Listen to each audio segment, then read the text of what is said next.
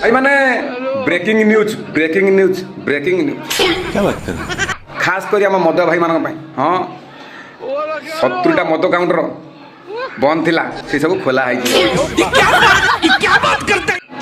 जय जयकार ए कथा मु कहूनी मो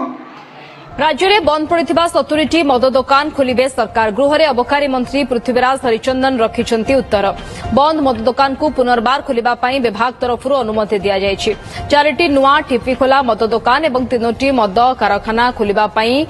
प्रस्ताव दिया जायछि बालेश्वर में सर्वाधिक 17टी मद दुकान खोलिबे सरकार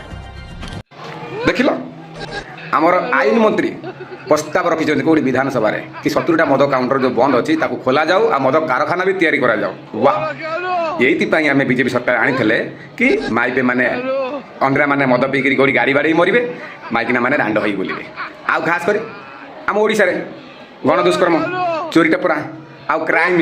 कमी जाइए ना से ये सब करा कौन आगे ता प्रति ध्यान ना दिन पर दिन रे मर्डर चली भी चोरी चपर चली मद काउंटर खोला से भाई प्रस्ताव रखा जाऊँगी वाह आम आईन मंत्री मुझे मानिगली पाद धूली ना पड़ो गले ओडिशा एथर आईन मंत्री पाद धूली आने पड़ो बाबा आ माझी बाबू तुमको भी मानिया पड़ो तुम पाद धूली गले भी उथर ओडिशा आनी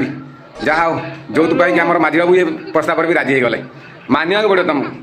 आ सरकार जो आनीचु मैंने कौन मद राज करूँ ना